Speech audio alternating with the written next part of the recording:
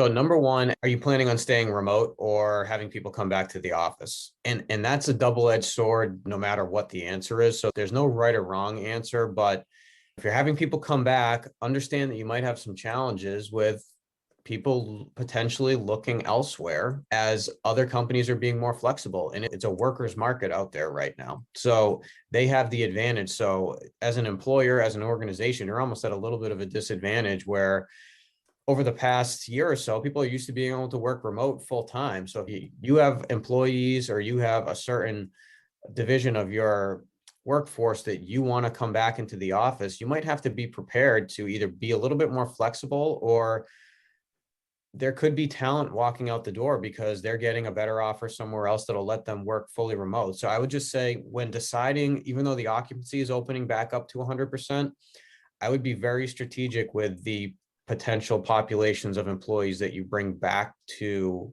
physically back to the office. And if there is a way to be more flexible, I think now is the time as an employer to show that flexibility. You will set yourself apart as an employer of choice. That's kind of the phrase we always use, the employer of choice, with more flexibility. The caveat to that, though, is your management team might not necessarily be used to managing a team that's working remotely. I know Com and I have a joint partner who provides management training, the twofold management training, sort of the actual performance-based management. How do you actually manage someone's, what the work that they're doing versus the time that they're doing it when they're remote, when you're not really there to see what's going on, but then also manage that work-life blend. Are kids coming and going? Can people work some in the morning, take a couple hours off in the middle of the day, some in the afternoon? What is the new workday going to look like? Because through COVID, at least I've always been remote, but the workday just never ended for me. It started the second I woke up and kind of ended the second I went to bed.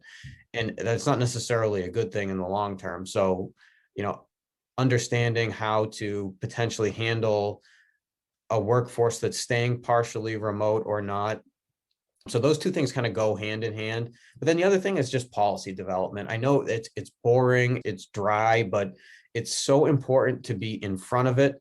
You can make an informed decision as an organization before you're sort of put on the spot, and then how to communicate that to your employees in a positive way, so that everyone understands and everyone is behind whatever movement that you're trying to make as a company. So I think that's the biggest thing. That's probably best practices in general. We've been kind of touting that ever since COVID started. Make sure whatever you do, it's being clearly documented, you're thinking it through, and then employees know. So I think those are the biggest things. The returning to work has a couple of caveats. We talked about the masks and vaccines and dealing with, do you want employees to show their vaccine card when they come in so they're vaccinated? Is it on the honor system?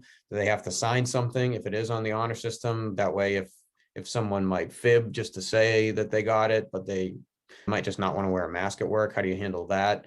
So there's a lot of things to potentially consider with how you're developing this return to work sort of situation as we're getting into it at the beginning of next month.